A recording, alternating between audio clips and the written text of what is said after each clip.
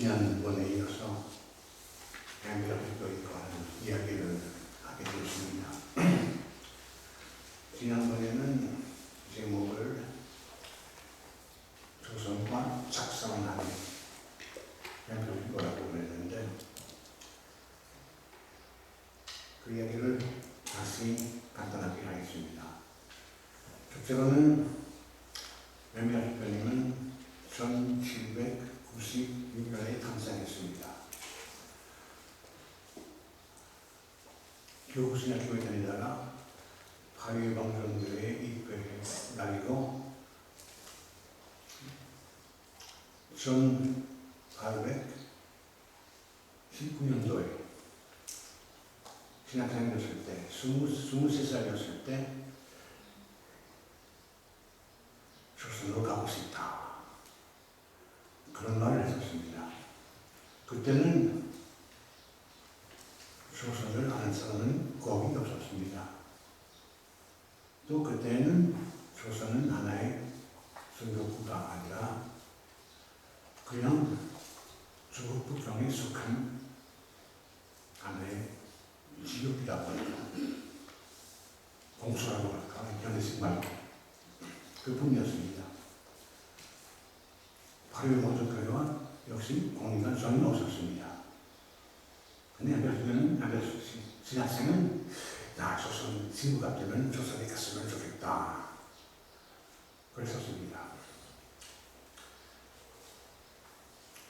1820년 신부돼가지고 조선이 아니라 중국 사천성으로 파견됐습니다. 5년 만에 거기 들어가서는 말을 좀 배우고 보통 일선 신부가 하는 일을 하고 그러다가는 그곳 신학교 교장이 되었습니다. 1825년부터인지 기억 못하겠습니다만 어쨌든 신학교 교장으로 있다가 있었을 때 한 소문을 듣게 됐습니다. 경청에서 조선을 따로 하나의 선교국으로 설립하고 그것을 파리방정교회에 맡기자고 한다는 그 소문을 들었고 또 이어서 본부에서는 그것을 어떻게 생각하느냐 하는 질문서가 왔었습니다. 이때 1829년인지 1830년인지 여러분이 가르친 우리 아마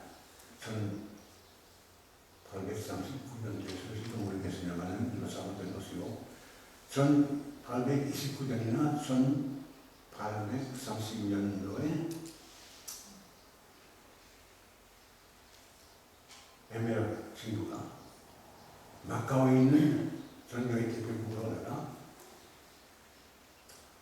우리 방정교회가 그 지역을 조선을 맡게 되면 저는 거기 가고 싶다. 저는 그쪽으로 보내도록 했다나 그랬었습니다. 그러나 뭐 아직은 모르고 있었죠. 어떻게 될지. 그러다가는 1833년도에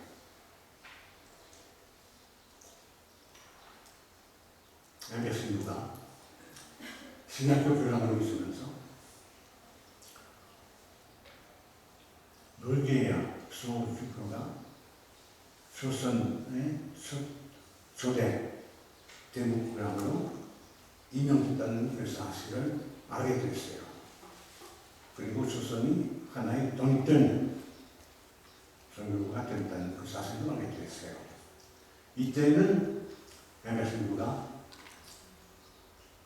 주변께 축하한다고 하면서 저는 이곳에서 광인 신부들을, 중국 신부들을 양성하고 있는데 조선에서 같은 일을 할 수 있을 것 같다고 원하신다면 저를 부르신다면 제가 꼭 가겠다고 그랬었습니다. 그 동시에 마카오에 있는 대표부 신부에게 나를 노르웨이아 수리교회에 소개서 해달라, 또 추천해달라 그러고 했었습니다.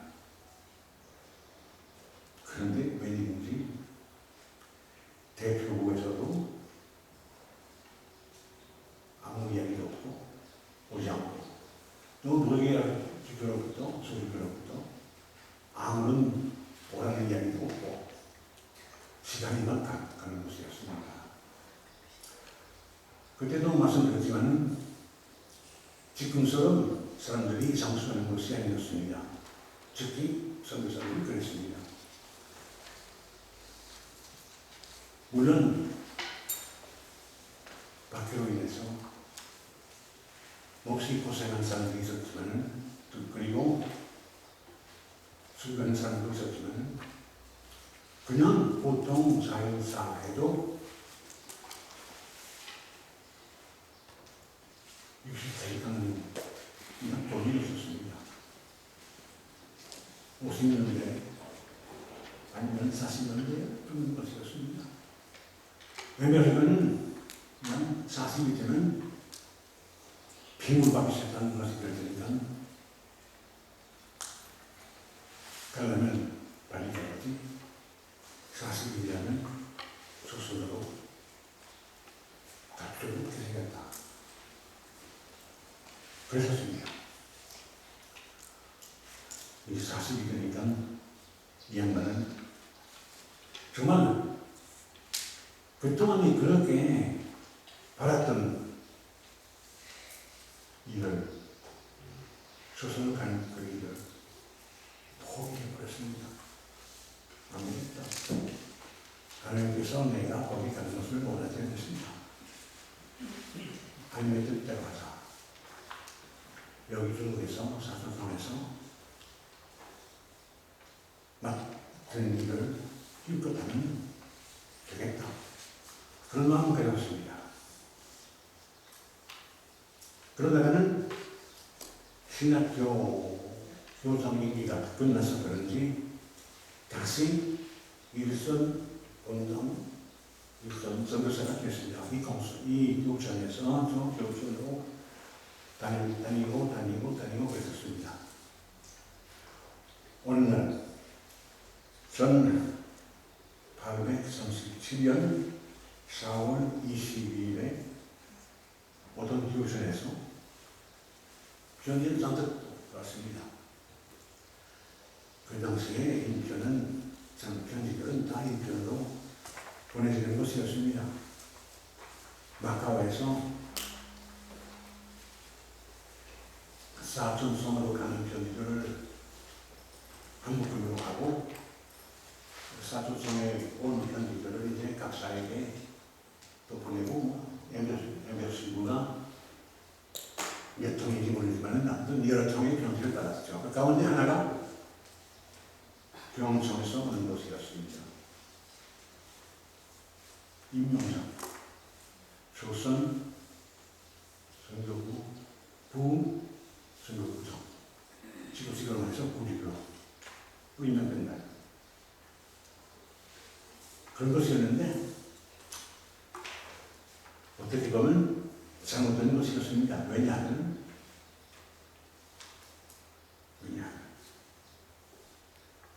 그 사이에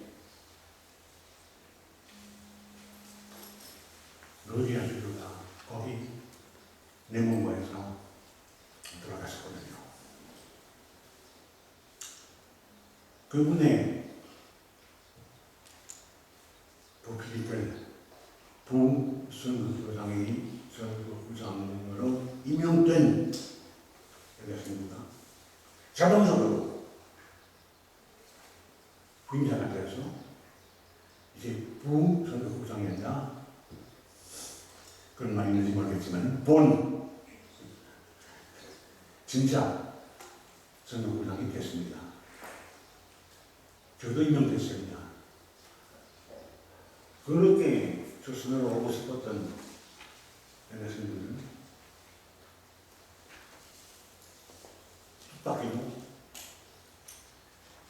우리도 전도부장이 되니 저 이민 반응이 아이고 큰일 났구나.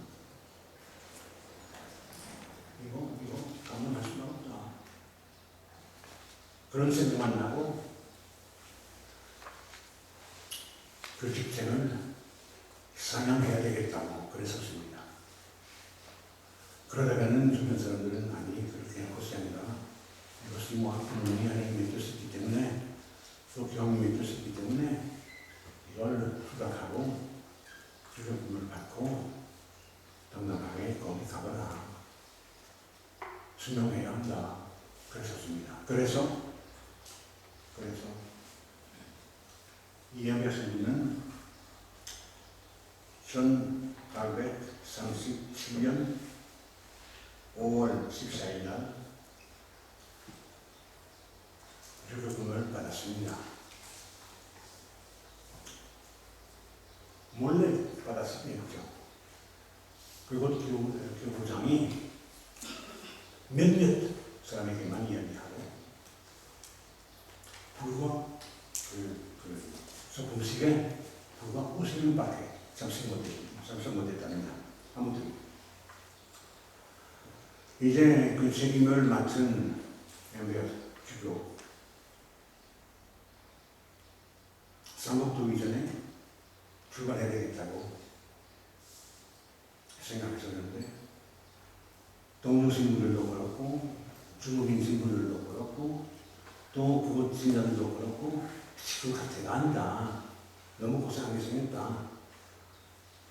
삼국도기가 다지려는 다음에야 가도 되겠다. 해서 에베레스는 그들의 말을 듣고 결국 8월 16일 날 성호순서를 끝날 그곳을 끝나고 조선을 향해 가기 시작했습니다.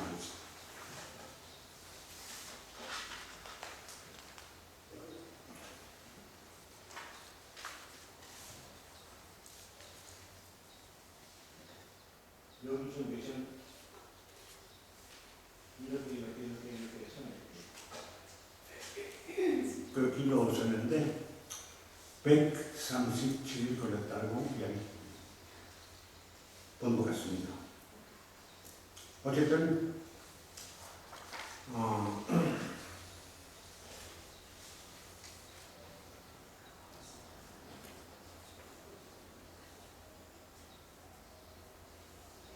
거기는 변문이라고 하는 동네가 있는데 그것을 지나면은 한 120인 정도 무인시대라고 했고 그 다음에 한옥강 있고 그 다음에 조선입니다. 1837년 12월 17날인가 견누라고 하는 그곳을 떠났어서 이제 18일날인가 압록강 건너서 위주에 들어갔습니다. 입국했습니다. 그리고 그 해 양력이죠. 12월 30일이 서울에 도착했습니다. 그 이튿날 새해였습니다. 조선에 와서는 뭐 했을까? 안녕하십니까 하면서 모르고 있었죠. 좋다고 할 줄도 모르고 진짜고 할 줄도 모르고 배가 고프다고 할 줄도 모르고 그랬습니다. 그런 내용을 가졌어요. 사실은 마음도 잘 먹어서 이것저것 말을 좀 배우기 시작했겠죠. 조가성 얘기에서 정화상은 똑똑한 사람이었고 한을 잠들 알았고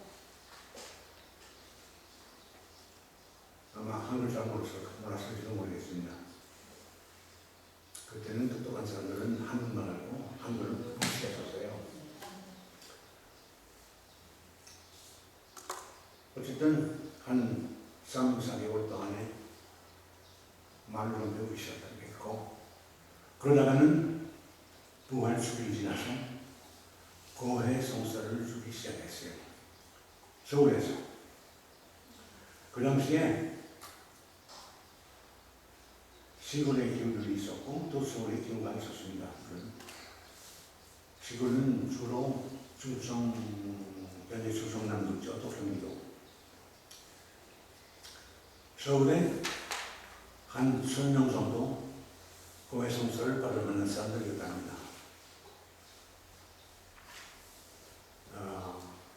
50년 전만 해도 공소회 다닐 때 도착하면 공소회장이 발기라고 하는 것을 친구에게 이루었습니다.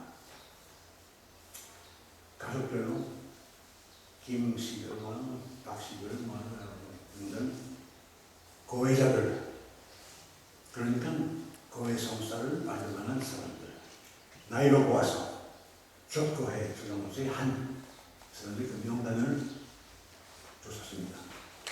공소 다닐 때 맨 처음으로 고해자 몇 명이 물건 것이었습니다. 그래야 일을 어떻게 해야 할지 대충 계획할 수가 있었습니다. 어쨌든 그 당시에 그러니까 엠베어 대표님이 서울에 도착하신 1837년도 부활 때 서울에 약 1000명의 마지막 고해자가 또 영성제자가 있었습니다. 이분은 말을 제대로 하신 물론하지 못하면서 고해 성사를 주기 시작했습니다. 어떻게 했는지 잘 모르겠습니다만 제 경험은 한번 이야기할게요. 한 45년 내지 50년 전에 어떤 본당에서 본당이 아니었어요. 공소였습니다. 준 본당이었어요. 사실 제 구역이 아니었어요. 어떤 공소에서 현진 성사 조직에 돼 있었습니다. 미리 원하는 사람들에게 그게 성사를 주는데 어떤 중학생인지 고등학생인지 모르겠습니다만 와서 성사를 오는데 제대로 엄마고에 다시 왔습니다. 혼자 갑니다. 다른 사람 데리고 하는 이야기는 이 친구가 저처럼 중국 사람이지만 한국말을 못한다고 먼저 온 사람에게 성사를 줬을 때 중국 사람인 줄은 몰랐습니다. 한국말을 잘하니까 저보다 잘했었어요. 그러니까 그때는 한국말을 하지 못하는 그 유학생인지 뭔지 모르겠지만 아무튼 그 아저씨가 자기 말로 친구에게 이야기하고 친구는 저에게 이렇게 하더라 했다고 하더라 이렇게 했다고 하더라 그 고명이었습니다. 그거. 그래서 이제 그것을 다 듣고 욕을 물론 하지 않았지만 너 잠깐만 넘어왔다. 너 잠깐만 넘어왔다고 하더라. 이렇게 통역을 통해서 성사가 왔어요. 그래. 아마 엠베어 대표님이 서울 교우들에게 성사를 줬을 때 방법이 여러 가지였을 겁니다. 하나는 똑똑한 똑똑한 사람들, 배운 사람들, 한자를 선택하는 사람들 다 써놓고 자 보시라고. 이것을 보아서 엠베르 교수님은 한자를 빡세겠으니까 역시 뭐뭐 써놓고 자 정신 차리라고 하세요. 그 다음은 사회직감 외우고요. 장인들은 모방신부님이 일정에 뭐라고 할까? 고명해야 할 주례라고 할까? 고명 방식 만들어졌어요. 한쪽에는 한자로도 있었고 한쪽으로는 한글로도 있었습니다. 그래서 조선말을 몰라도 엠베르 교수님은 그랬구나 알 수가 있었습니다. 어쨌든 그때 엠베르 교수님이 입국한 지가 3, 4개월밖에 안 되실 때 300명인가 에게 성사를 주고요. 나머지는 700명 남았거든요. 나머지는 모방신부하고 자상신부가 역시 그렇습니다. 엠베르 교수님은 하루에 20명 이상 성사하고 와서는 안 된다. 그랬었는데 이유가 뭐냐면 그때 다 개인 집에서 하는 것이었거든요. 사람들이 너무 많이 모이면은 주목을 받아요. 수상하다고. 그러니까 다 자연스럽게 온가 왔다, 스님이 없구나, 갔구나, 그냥 다 보통으로 보게 하려고 20명 이상 안 된다. 그랬었어요. 한 집에서는 며칠 동안 계셨는지 모르지만 조금 따라갔다는 이야기 같아요. 어쨌든 도착하신 그 해, 1837년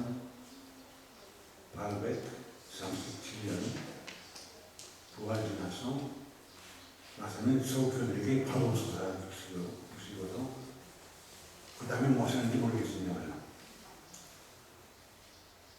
또 한 가지 말이에요. 그 해 성탄 조금 전에 서울에서 빠져나가서 수리산이라고 하는 교촌으로 갔습니다. 수리산이 누구셨냐 하면은 최양업 신학생. 왜? 아버지 최정환 프란치스코인가? 어머니 이성애 마리아가 살고 있었습니다. 최양업이라는 학생의 그 아버지는 그 공수회장이었습니다. 그때 비교적 큰 교우층이었던 모양이죠. 어쨌든 주교님이 무슨 성복을 입고 그 커다란 낯을 쐬고요. 서울에서 안양과 군부 사이에 있는 수리산이라고 하는 그곳으로 가서 거기 그들을 만나고 그들에게 성사를 주고 또 며칠 동안 거기 계셨어요. 계실 때는 큰 사고 날 뻔했습니다. 웬일인지 보라들이 쫓아와서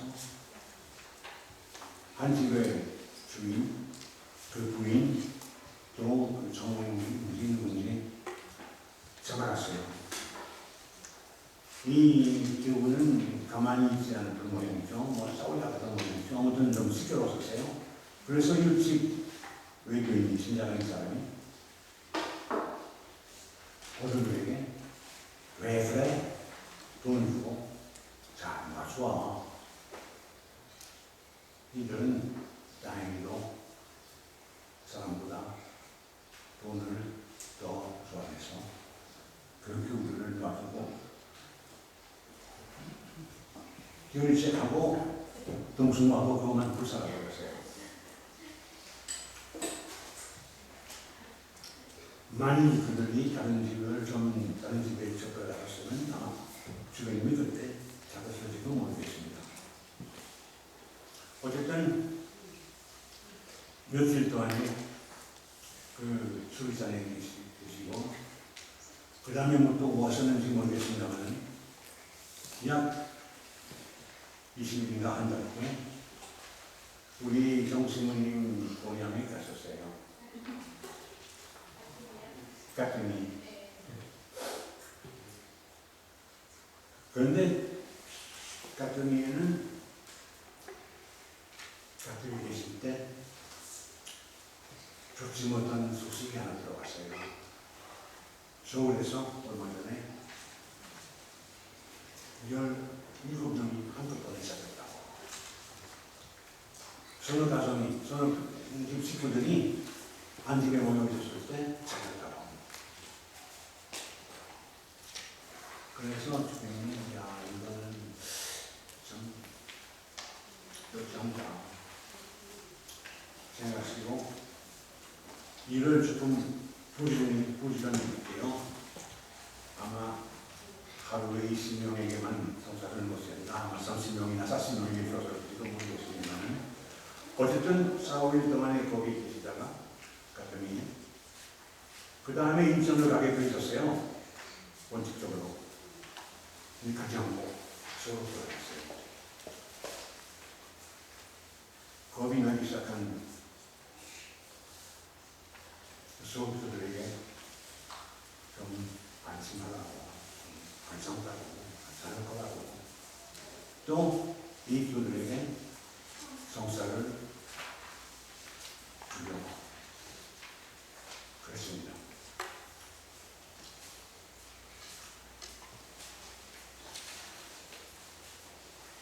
사순절 동안에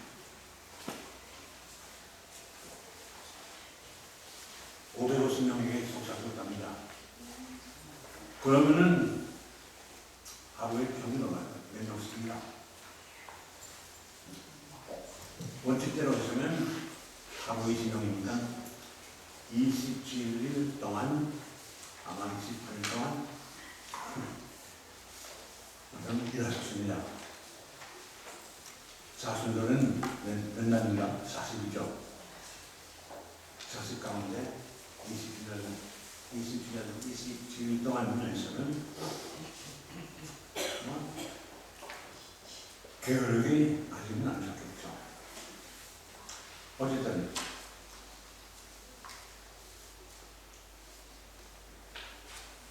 그분은 그때 이틀 이상 한 집에 있지 않다. 그 당시 마판당이 없었고 아무것도 없었습니다. 건소집 부분은 없었죠. 그냥 다 가정 집에 사는 것이었는데 20명 이야기하신 이유도 있을 겁니다. 뭐냐면 아랫방 우방 있죠. 남녀 유별 남자들은 한 방에 있고 여자들은 한 방에 있고 10명씩 있으면 뭐 왕꽉 차죠. 하여튼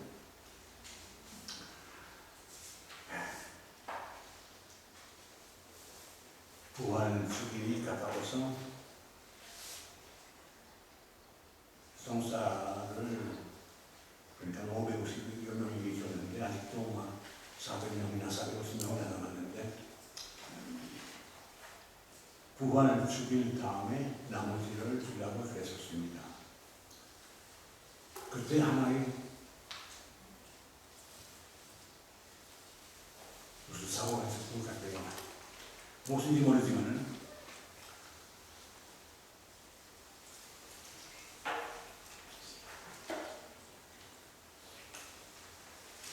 현 교수님입니다. 누구네는 그들이 모를 수가 없게 되셨어요. 웬일인지. 다행히도 남영혁 단장관 교우가 또 동수장이었죠. 뭐 우리 집을 써도 되겠다고.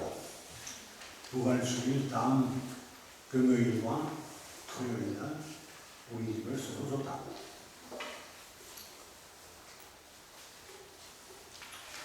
이때는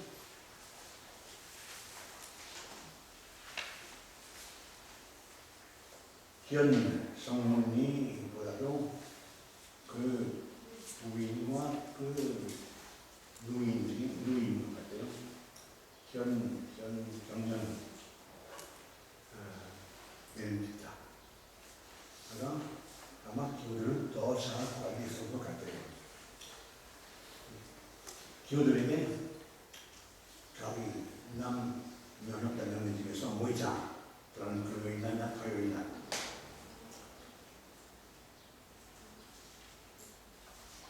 근데 그 현성문의 공소의 그 기호들은 다 제멋대로 하는 사람들이었답니다. 규칙을 한도 안 지키고. 그래서 아마 너무 열성적인 부인과 누이가 많은 사람들에게 그분이나 묻자.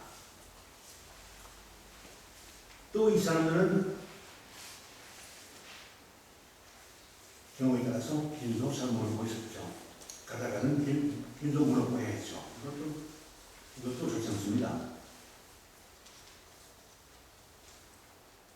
그리고 이들은 또 친구들 데리고 왔었죠.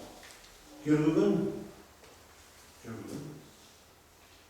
엠비아 주교님이 그 금요일 날 저녁에 보니까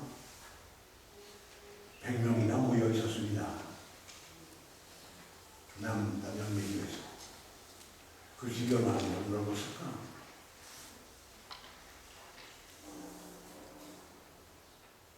또 그 기후들은, 거기 모인 기후들은 밤이 됐을 때 먼저 식사 어떻게 했을까? 밤이 됐을 때 어떻게 잤을까? 새벽 2시나 2시 반에 일어나고 미사에 참여해야 할 텐데 어떻게 했을까? 또 미사 참여할 때 기도할 때 작은 목소리로 하는 것이었죠. 남주를 들을까봐.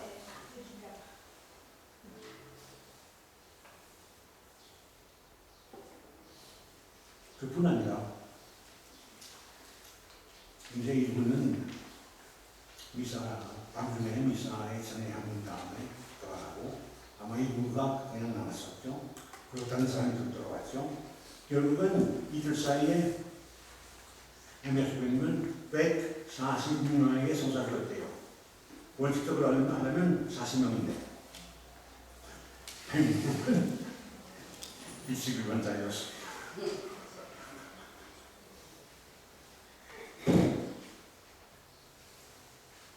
근데 이거는 누구의 눈에 띄었을 거예요.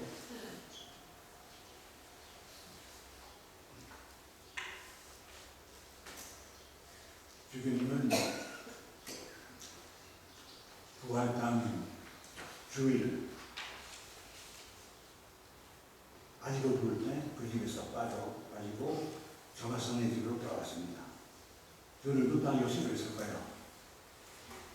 그러나 그 남녀의 집에서는 무슨 수상한 일이 생겼다. 이렇게 본 사람들이 있었을 거고 또 분명히 있었습니다. 그리고 보여드렸습니다.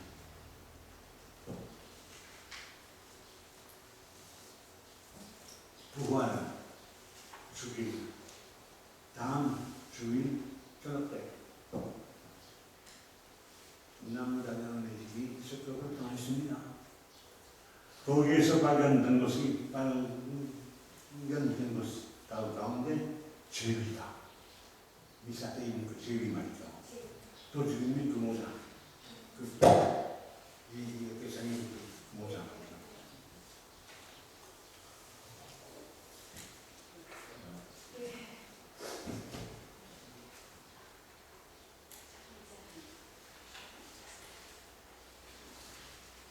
즐거움이 생겼어요. 그래서 남명역단연호와 그 식구들 또 가까운 데 있었던 살던 이광현 주인이었죠. 아우스입니다. 이 그 식구들 다 섞었습니다.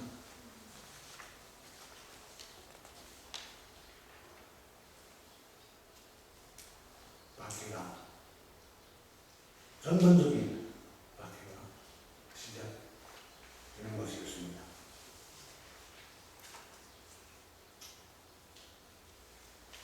그건 영역으로 4월 10일날이었을 겁니다. 3, 4일 후에 몇몇 교단은 그랬구나. 우선 주님을 안전하게 해드리자 해서 그분께 사실은 그 집을 떠나서 어디 그 근처에 있는 어떤 그 자그맣고 절하는 집에 빛이 나가고 주변에는 그의 말을 들었습니다. 그러다 보니까 오히려 비록 초라하게 보이고 비록 자그마한 곳이었지만 더 위험한 집이었답니다. 주변 보시기에. 왜냐? 그 집에 들어가는 문이 여러 집에서 볼 수가 있었기 때문이죠. 먼저 정학성의 집에서 살았을 때는 그 집에 들어가는 그 문이 다른 집에서 보이지 않는 거예요. 그러니까 많은 전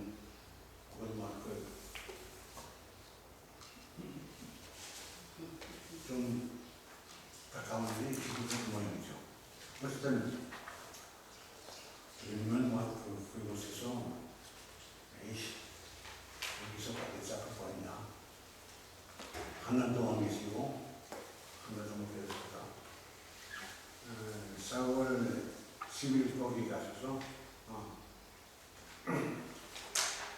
5월 13일 날 원래 사실 그 집으로 돌아오셨대요. 오히려 더 안전하다고. 그런데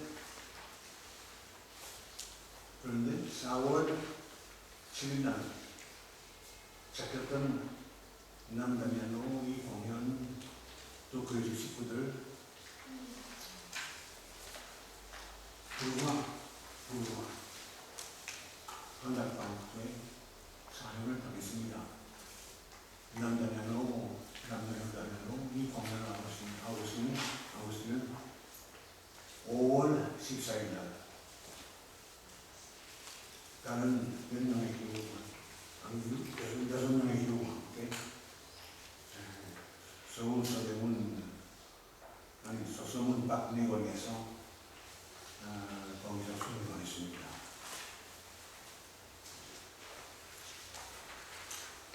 다시 정학성의 집에서 살고 있었던 주변에는 그 소식을 듣고 마음을 어떻을까요?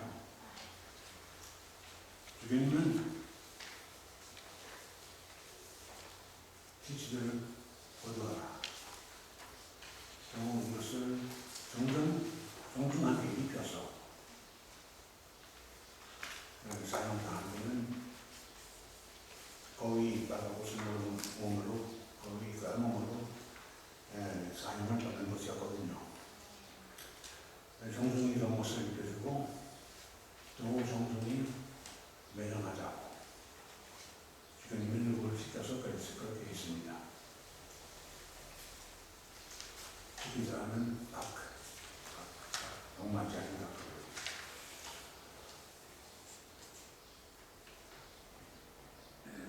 그리고 5월 24일 날 그랬죠. 그 순간도 며칠 후에는 우리 큰일 났구나. 주님을 정말 안전하게 해드려야 되겠다 해서 몇몇 경우는 주님을 위해서 은신서를 제안했습니다. 장소는 상구이라고 그러는데 상구이라고 하는 지역은 우리 그 화성시 운정읍 장안면 거기죠. 저도 여러 번 거기 갖고 왔고 부처를 정신모임도 이쪽을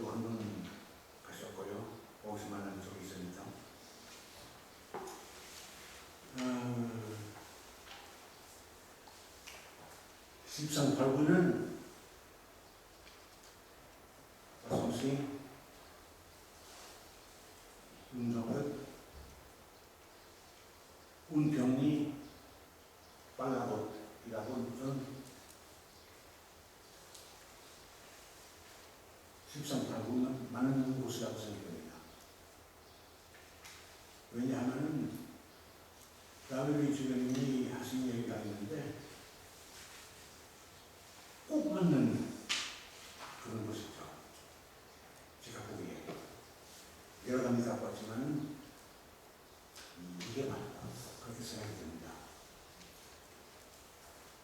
어쨌든 그곳에서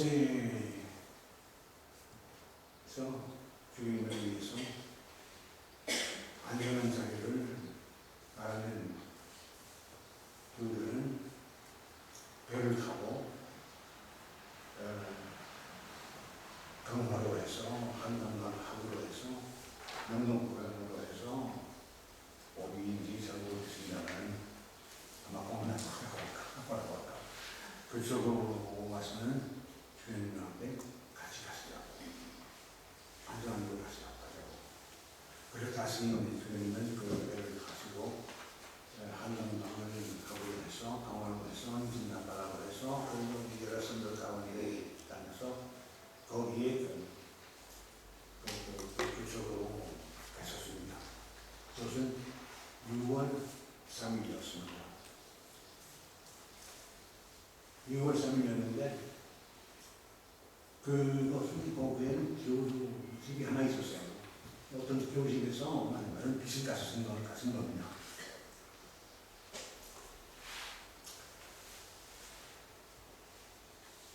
이제 서울에서 조금 멀리 떨어져 있죠. 소식이 깜깜해요. 그러나 좀 들 수 있는 교우들은 때때로라도 서울에서 거기로 가고 거기서 서울로 돌아오고 왔다 갔다 하고 주변님께 최신의 소식들을 알려드렸죠.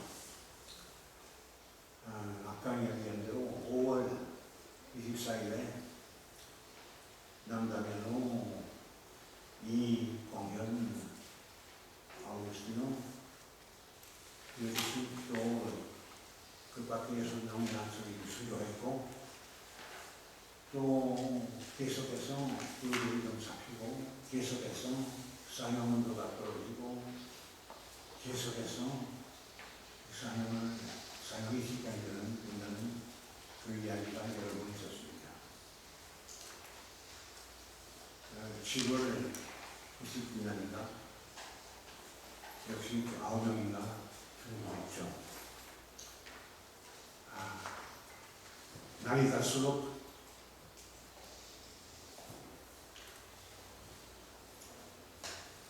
사람이 많이 잡히고 정말 큰일 났다고 생각할 수밖에 없었어요. 그리고 어느 날 이제 끝이라구나 생각하시고 만주에 계시던 주변님께 먼저 7월 20며칠 날인가 충청도에 있던 그 샤스탄 시부님이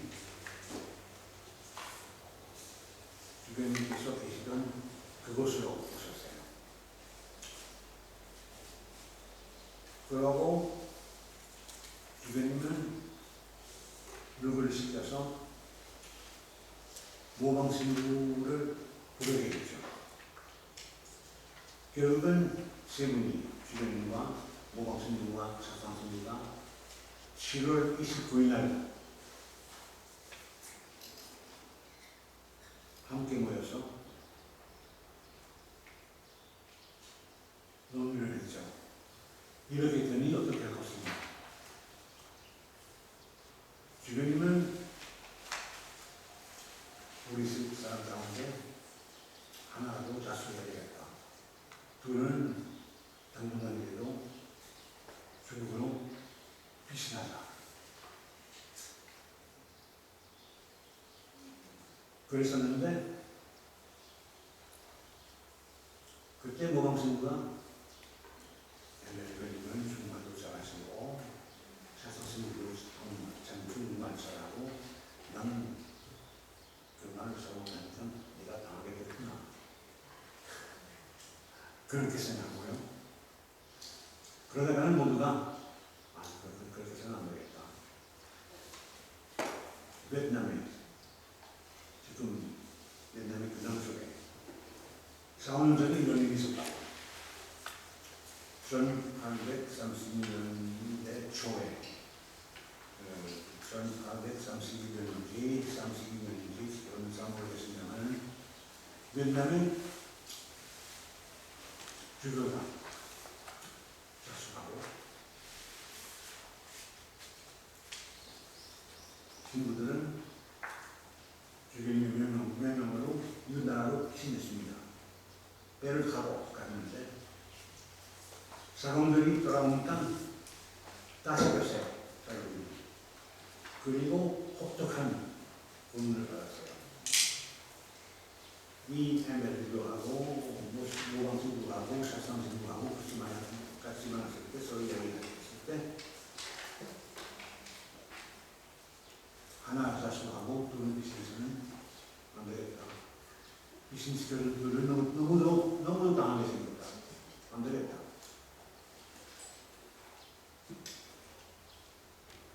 해서 그러면 난 자수하겠다. 너희 둘은 자수하라. 전부 다 자수 못해라. 비신 작사님을 하지 말자. 그건 7월 30일 날 1939년 7월 30일 날 조리된 것입니다. 그래서 이제 모험신부하고 사상신부하고는 그곳에서 배를 타고 충청남도 쪽으로 갔습니다. 아마 안양만 아산마을에서 오남 예산 쪽으로 가서 엄청 가서 그쪽으로 가는 것 같습니다. 그러나 하나님이 이래 끝이다 이런 분들이 생각나 자꾸 좋지 못한 소식이 들어오니까 그랬었을 때 주교님은 만주에 계시던 외월 신부에게 장주교에게 편지를 썼어요. 외월 주교는 엠베 주교보다 3년 후에 신부가 됐고 엠베 주교가 사천성 신학교 교남지교를 떠났을 때 외월 신부가 군자됐어요. 그래서 서로 친한 사이가 됐죠, 당연히. 그리고 이제 몇 년 후에 그 신학교 후임교장이었던 외월 신부가 여기 만주로 역시 조대 주교로 왔죠. 조대 선거구장으로 왔죠.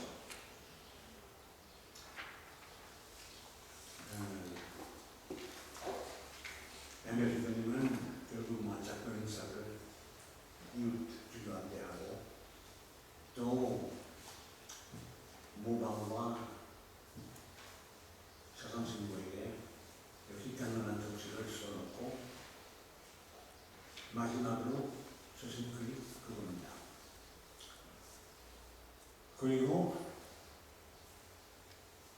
8월 12일 주일날 마지막으로 미사를 지냈습니다. 그날 마침 성 로렌소 수요일날 수요일이었습니다. 에베소에 있는 분명히 로렌소입니다. 자신의 주고성인 그 주기안이지만 마지막으로 미사를 지내시고 조그만 후다리 사놓고 자수하러 갔습니다. 이틀 후에 서울에 갇혔죠. 고로상에. 그 다음에 그분께 대해서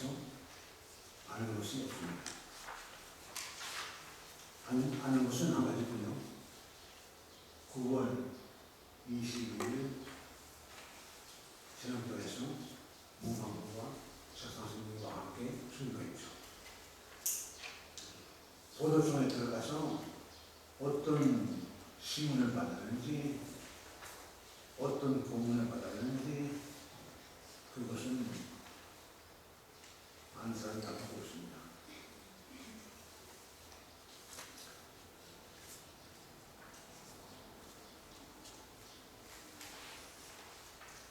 엠베 주교님이 설악해졌을 때 비록 1년 됐었다 해도 소식이 좀 왔다 갔다 했죠. 한편으로는 서울에서 누구누구 잡혔다, 누구누구 죽여했다 그 소식이 들어오고, 다른 한편으로는 주교님은 교회 재산을 나누자, 감옥에 있는 사람들이 굶어 죽지 않도록 조금씩이라도 돈을 나눠주자 그랬었습니다. 마지막 순간까지 또 아까 이야기한 대로 5월 24일 날 수교한 이들이 제대로 매장되도록 다루선하시고 7월 29일날인가 수교한 이들도 마찬가지로 다 후선하셨습니다. 어쨌든 1849년도 9월 20일 순교했죠. 그 사이에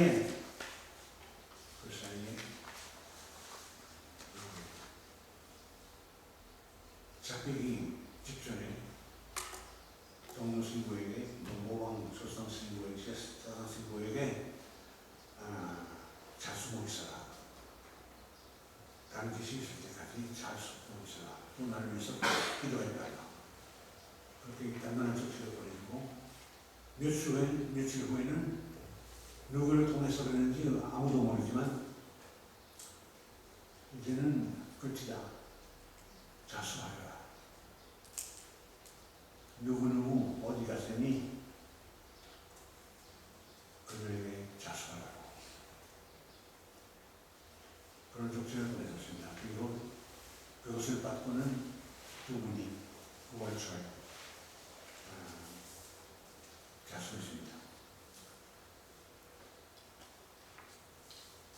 엠베 주교님이 1년 약 9개월 동안에 이렇게 이 땅에서 사셨는데,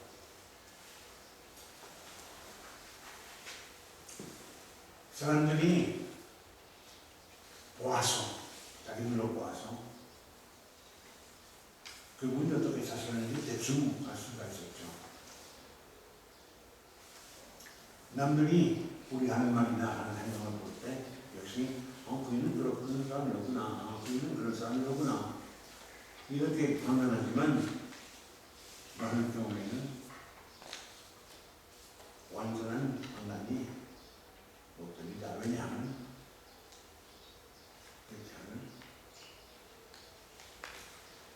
남의 마음을 아는 사람이 아무도 없습니다.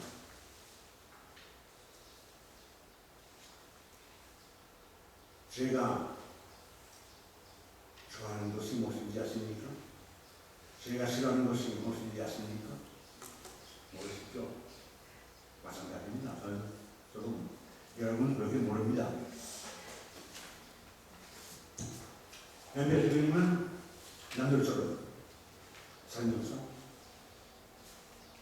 과거의 여러 가지 일도 기억하고 장래 일도 계획하고 이런 것을 저런 것을 기뻐하시고 이런 것을 싫어하고 저런 것을 싫어하셨을 겁니다. 기억하시는 것 가운데 우선 중국의 사천성에 12년 동안 계셨어요. 12년 동안에 여러 사람을 만나고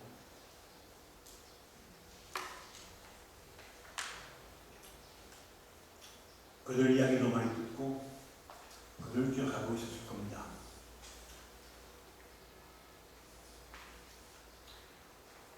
사천성에서 만난 교들 가운데 순교자의 자손들도 후손들도 있었고 순교자들의 친척들도 있었을 겁니다. 주교님은 주교님은 1825년 거기에 부임하셨고 1837년 거기를 떠나셔서 우리 스스로 오셨는데 12년 동안 거기 계시면서 여러 가지 이야기를 들었을 겁니다.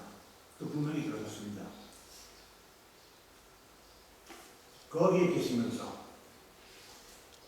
또 그 다음에 쇼송이 와가지고 마찬가지로 박해 때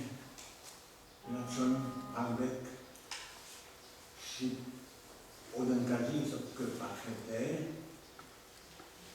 순교한 기호들이 있었지만 유배된 기호들도 있었습니다.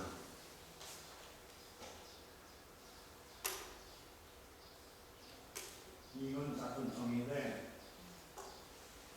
유배된 기호들 가운데 이분은 여기 또 이분은 여기 중국의 맨 끝에 머리에 가장 먼 곳으로 유배되셨습니다. 저쪽에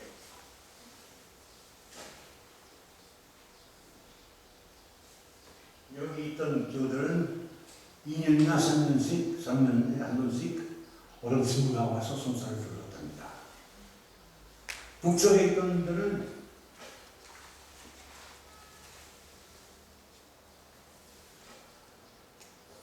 전혀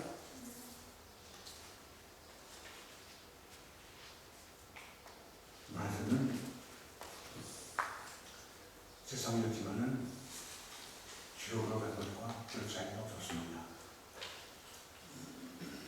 조선에 와가지고 하면 20일 동안에 그 사람들은 한 번도 도와줄 친구가 없다. 이것은 되겠느냐고. 한국에도 누굴 보내야 하겠느냐고. 중국말을 하는 친구가 꼭 필요하다고. 한국인도 갔으면 좋겠다고. 그렇게 과거의 일을 기억하시면서 현재 있는 문제를 생각하셨습니다. 또 한 가지.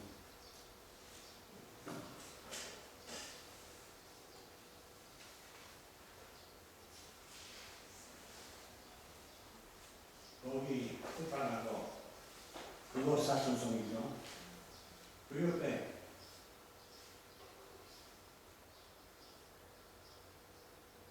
그 지역은 현재 사천성의 일부지만 그 당시에는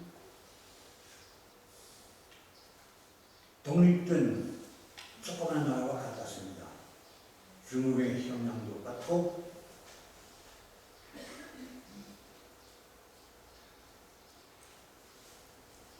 티베트라고 하는 서정이라고 하기도 하는 그 나라의 현재 도중 나라지만 그 당시 독립됐던 그 나라의 영향도 지금도 어느 정도 받고 있었습니다. 주교님은 사순성에 계실 때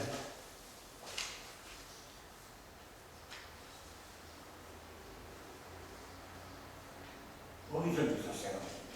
조금만 가면은 그 소수민족의 거기 독립된 나라 정족이라고 하는 그 사람들의 그 나라에 가까워졌어요. 거기 진짜 하나도 없고 티베트에는 더구나 진짜 하나도 없고 그래서 신학교에 계시면서 또 그 다음에 다시 그 일선 선교사 생활하시면서 삶을 원했었습니다. 그 지역으로 현지답사하게 또 그 나라면 어떤가 알아보게 여러 가지 알아보려고 앞으로 거기다가 선교를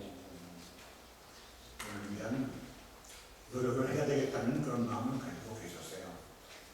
결국은 그 지역이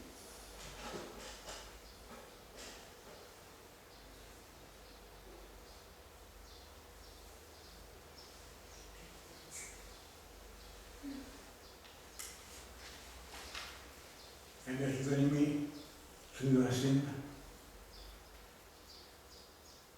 10년 후에 하나의 독립된 순교구가 됐습니다.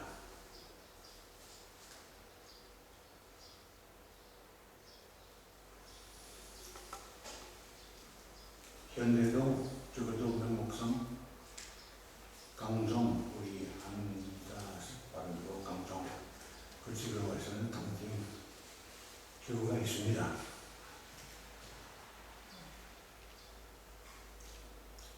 조선에서부터 엠베주교님이 거기 그 신학교 교장에 계시던 그 매월 신부한테 편지를 보낸 가운데 여기서 서울에서 보낸 편지 가운데 거기다 사람들 보내야 되겠다 그랬었습니다. 그러니까 엠베주교님은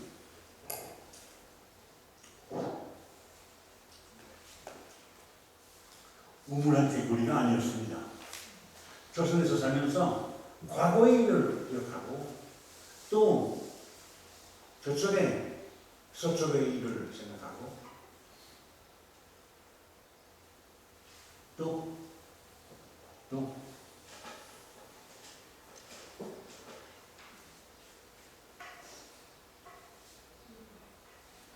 남쪽의 일도 생각하고 계셨습니다. 이것은 직책상 그랬었습니다. 왜냐하면 엠베주교님이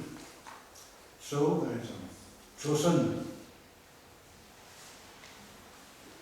선교구장이었을 뿐만 아니라 조선 및 유구연도 그것은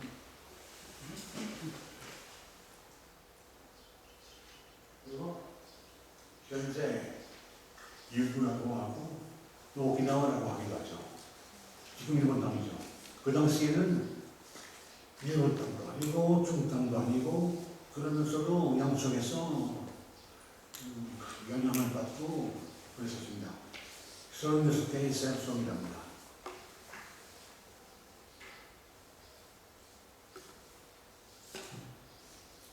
조선으로 오기 전부터 그리고 와서는 엠베주교님은 여러 번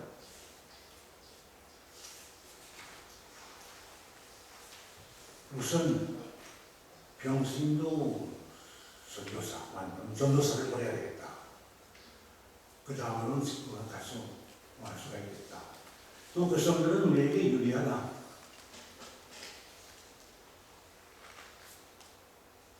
여기는 마카오와 여기는 조선과 사이에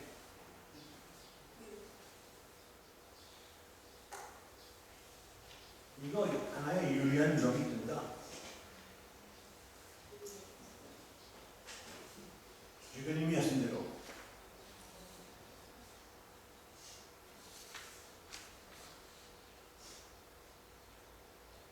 걸어서 오기보다 배 타고 오는 것이 훨씬 더 편안하고 또 훨씬 더 안전할 거다. 비록 똑같이 미입국을 한 것이다 해도 국경을 넘어올 때는 잡힐 위험이 분명합니다. 바다도에서는 아무리나 그냥 배에서 내리고 백석으로 조금 걸어오고 그 다음에는 정말 육지를 밟고 오면 훨씬 더 편하고 훨씬 더 안전할 거다.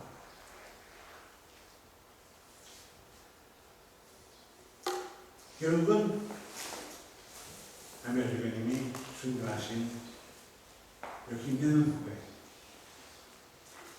유교라는 것이 하나의 선교가 됐고, 또 그 유교를 통해서 일본 선교가 다시 시작됐습니다. 200년 동안에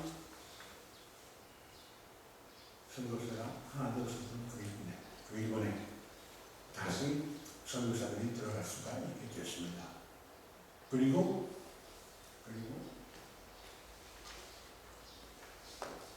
정말 기적으로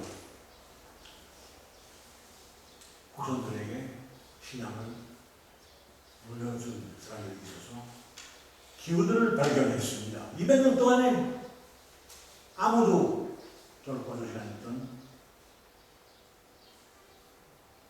사람들 가운데 신자가 있었습니다. 하나님을 믿고 성모님을 믿고 교님을 믿는 사람들이 있었습니다. 에베르님은 그런 일들을 성립했죠. 하지 못하셨고 그런 일들이 생기는 것을 보지 못하셨습니다만 벌써부터 그런 일들이 있어야 되겠다. 또 그런 일들이 있도록 해야 되겠다 하셨습니다.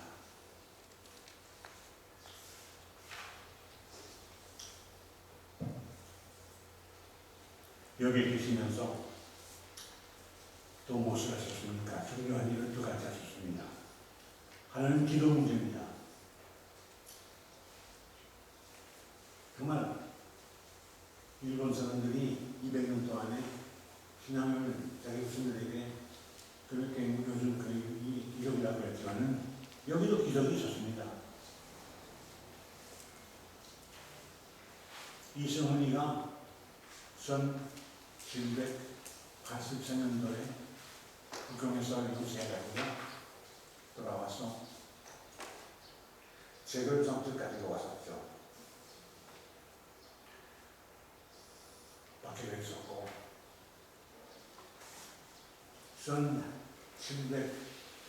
1795년부터 1801년까지 루문호 신부가 계셨고 그분은 수술했죠.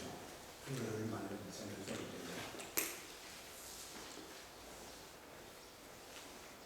그 다음으로는 한동안에 유황덕이라고 하는 중국인 신부도 있었고 모방 신부가 와서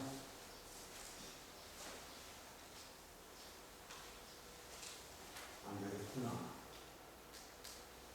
되겠구나 생각하셔서 교회 성서를 조금이라도 볼 수가 있게 그건 아까 얘기한 대로 한글과 한글 이렇게 변형해서 무엇을 볼 때 무엇인지 알 수가 있게끔 그렇게 해서 해놓았습니다. 또한 모방신부가 기도서 순환문이었거든요. 보통 사람들은 한문을 몰랐었습니다. 유식한 사람들만 알았지. 그래서 어떻게 했느냐. 보통 사람들은 기도할 때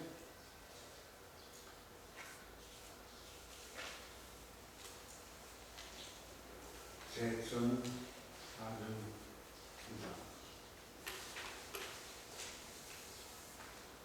아등원 이명 변성 이국 윤적 그렇게 기도했어요. 무슨 말인지 아세요?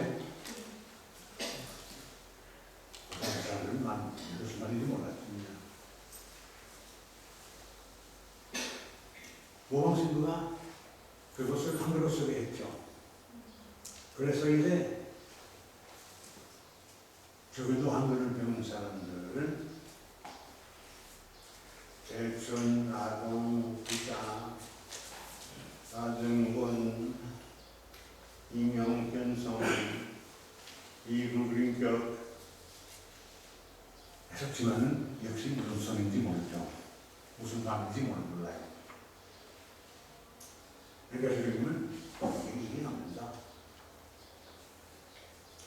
소리를 한글로 쓸 것이 아니라 번역을 하자. 이렇게 해서는 하나님의 계신 우리 아버지, 아니 우리 아버지 자야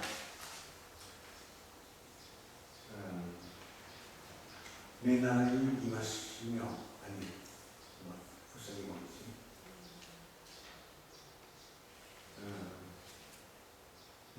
내 이름에 거룩하심이 나타나며 내 나라에 나라히 임하시며, 그런 식으로 했죠. 그것은 1338년이나 39년부터 아마 1210년 전, 960년까지 그렇게 했습니다. 그러다가는 적도가 가져오네요. 그 다음으로는 일반인들이 다 가지고 있었던 성경 공부라고 하는 글씨에 또 문답책 전문에 있었던 글씨 이전에 하늘에 계신 우리 아비신 자요, 내 이름이 거룩하심이 나타나며 내 나라에 임하시며, 이렇게 썼습니다. 주의 기도 말이죠. 비록 좀 이상한 하느님이 아비신 자야 라고 하는 것은 좀 이상한 것이었지만은 그래도 무슨 말 하는지 그것 같아요. 무슨 말 하는지 다들 알 수 있게 되셨습니다. 이것은 우리 하나님의 하나의 큰 정문이라고 할 수가 있겠죠. 그걸로 시작이었습니다. 또 한 교수님은 비록 김태건과 최영우가 저기 마카오에 가서 지하 공부하고 있지만 그들이 신부될 때까지 너무 긴 세월이 지나가야 하는데 안 되겠다. 속성으로 신부를 만나야 되겠다. 하루의 농전교회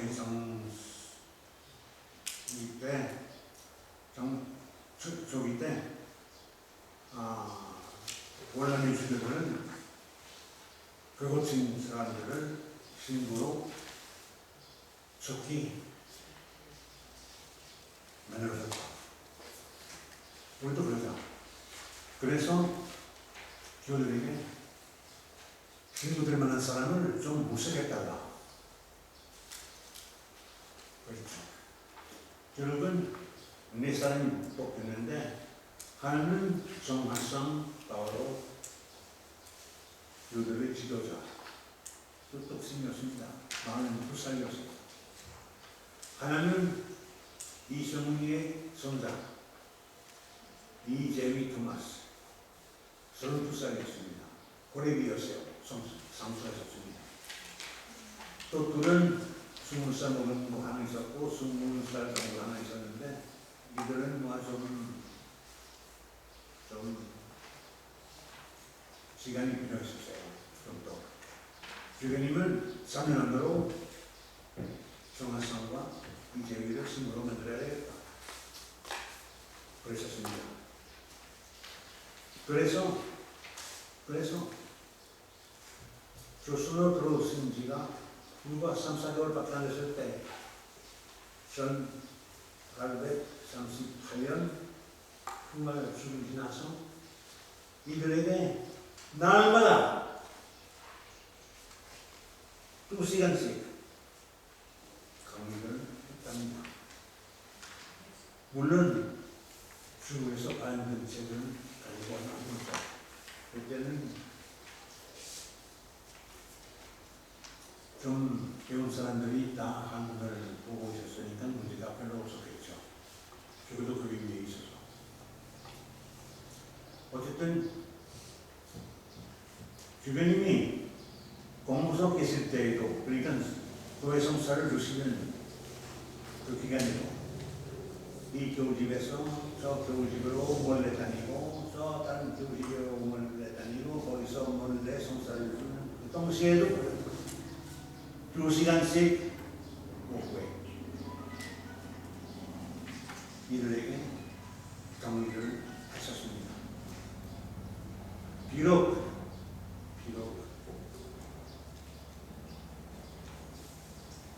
성은 못하겠지만 이들이면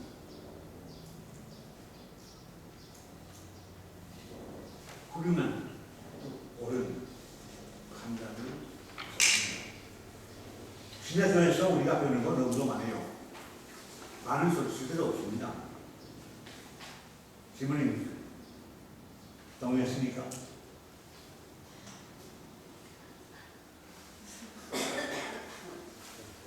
어때요? 신학교에서 배우는 것 가운데 아무 소리도 없어요.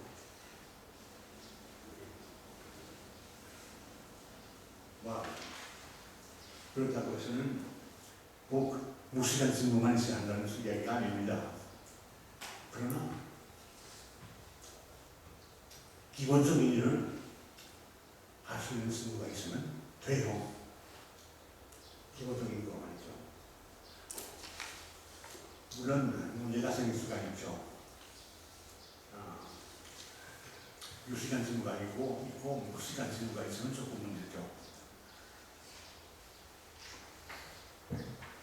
어쨌든 무엇이 필요할 때, 그리고 비록 훌륭한 것이 아니라도 그냥 보통 것이라도 이해도 이면 됩니다. 고급이 아니라도 그냥 보통 쓸 수 있는 것이면 됩니다. 죽어도 그럴 때. 주교님은 그 정신이었습니다. 우선 2~3년 이내에 2명이 아주 오래 있었으면 10명 있었으면 얼마나 좋을까. 그러나 10명은 사실상 없게 생겼다. 또 모였으면 안 된다. 금방 바퀴가 터질 거야. 주먹을 봐. 불쌍해서. 2명이라도 신으로 만들었으면 좋겠다고 에메르트님은 날마다 이분에게 2시간씩 격리를 했습니다. 비록 주님이 수고하셨지만 신부 후보 신부라고 할 수가 있었던 정하성도 교이들날 신부였죠. 주님이 순간 교이들날. 이재민은 그 박해를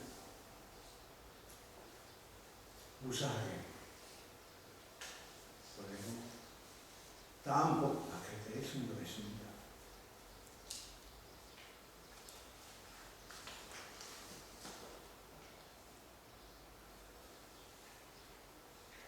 전 896년이라요. 최초의 이때는 문화학생을 빼고 최초의 한국 조선 신부가 생겼습니다. 강도영, 강성삼, 또 하나 있었어요. 거기 유일분이 나와 있죠. 결국은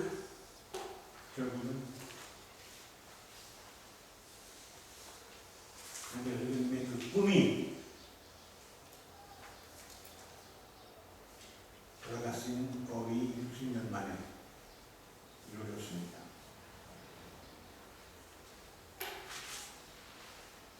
그 꿈은 반의회방선교의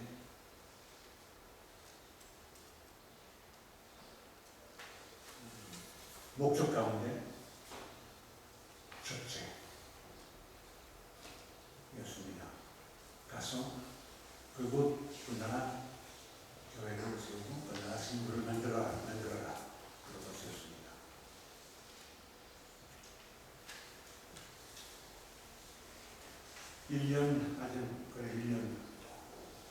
결국 거의 9개월 동안에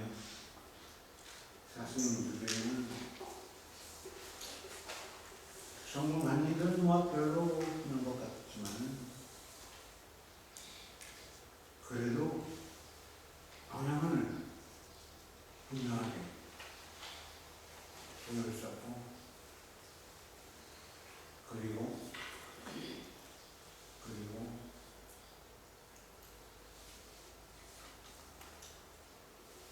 무방생부와 자상생부에게 마지막 연기에서 한 그만 그를 세웠습니다. 상황이 유관이 되었으면 목사는 자기 영들을 위해서 생명을 바칩니다. 와서 함께 생명을 바치자고 하는 그 내용의 편지였습니다. 이들은 하나님을 사랑하는 마음으로 그리고 조선 사람들을 사랑하는 마음으로 생명을 바쳤습니다.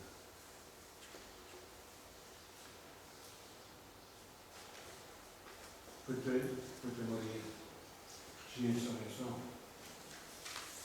몇 마디를 보관했습니다. 미련한 사람들이 볼 때 승자들은 벌을 받은 사형을 받은 것처럼 보이지라도 그들은 평화를 누리고 있으며 분별의 희망으로 가졌어요. 하나님께서 그들이 당신의 뜻에 맞는 사람들로 인정하신 것이기 때문입니다.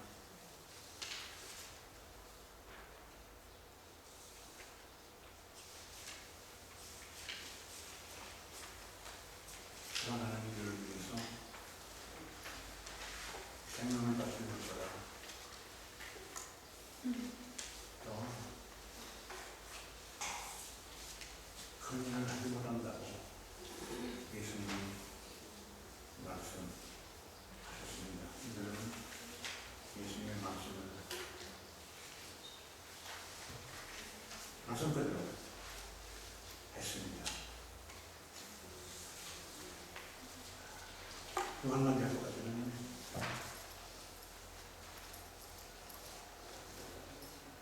우리 기도할 때 중국을 위해서, 중국 교회를 위해서 기도 좀 합시다. 신앙은 물론 이세문이를 통해서 들어왔지만 무엇보다도 중국을 통해서 들어왔습니다. 지금 중국은 너무도 답답하네. 무슨 말이야? 교회가 너무도 자유가 없습니다. 국가에서 모든 것을, 모든 일을 다 통제하려고 합니다. 어제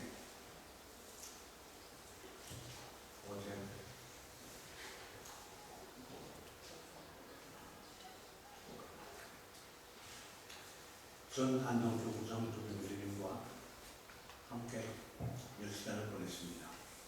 그분은 며칠 전에 중국에서, 상해에서 견진을 주러 가셨습니다. 작년에도 가셨죠.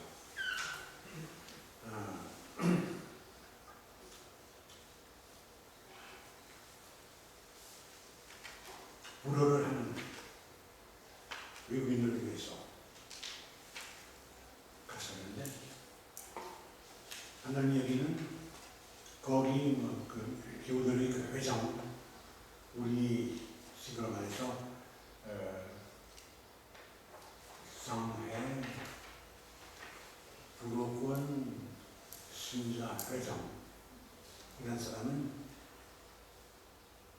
10년째 산다고. 굉장히 훌륭한 교우라. 그래서 그 교우 그 회장이 주님한테 와서 저기 우리 몇몇들에게 불어로 오는 다 준비한 사람들이고 다음 불어만 하는 사람들 중성 사람, 중만 사람들하고 와서 교대 줬다고. 주님이 가시는데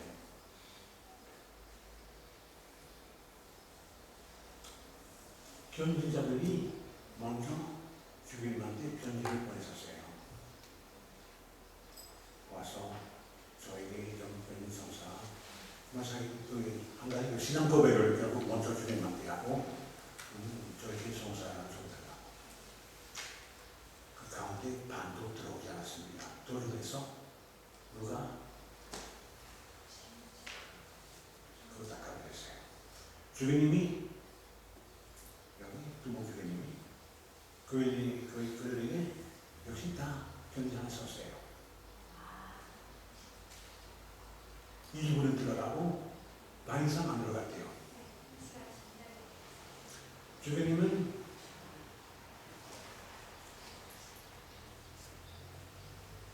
그 교우집에 그 집에서 식사하시고 주무셨어요. 왠지든지 그 집 거기다가 싸고 나세요. 또 이 견지자들을 가르친 다른 교우는 여기서 이거 고장났대요. 우연히 그 우연이 아닙니다. 주변이면 아마 이번이 마지막으로 간 것 같다고. 이제 그동안에 그들이 다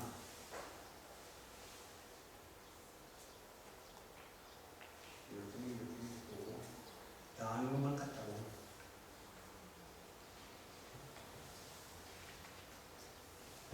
그 후에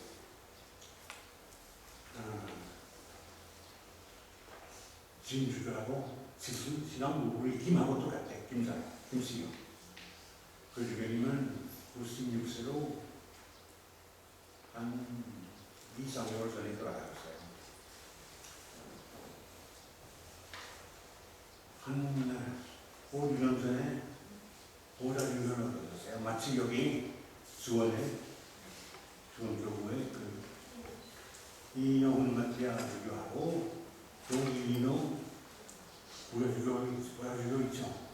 똑같은 식으로 거기는 맞으면 김주교가 계셨고 또 이런 형 주교가 보좌주교로 생겼죠. 한 5, 6년 전에. 작년 재작년 12월 달에 사임됐어요. 왜? 정부에서 너무도 고생하다는 겁니다. 작년 여름에 새 보좌주교가 생겼죠. 마주교라고. 이 사람은 한편 정부와 가깝게 지내는 사람이었고 다른 한편으로는 진짜 신분이었습니다.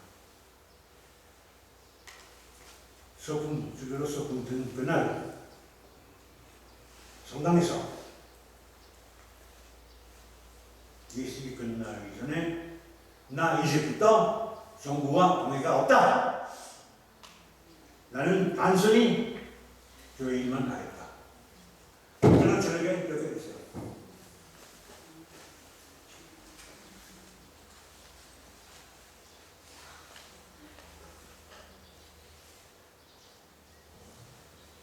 금방 말씀대로 2, 3개월 전에 주교님이 김주교님이 돌아가셨어요. 친구들은 그 교구에 80명의 친구가 있대요. 수원에 비하면 아무것도 아니지만 중국에서는 그런 교구예요. 5명의 신부가 장례식을 당첨됩니다. 그때는 장례식을 지냈답니다. 정부에서 꼼짝못하게, 간섭못하게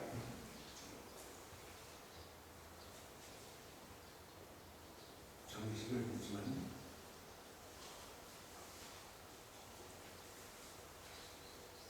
자기들끼리, 국민들끼리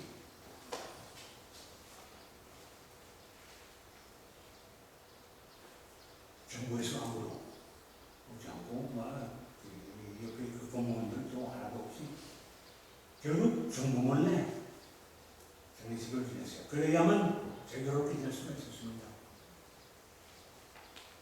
그렇지 않으면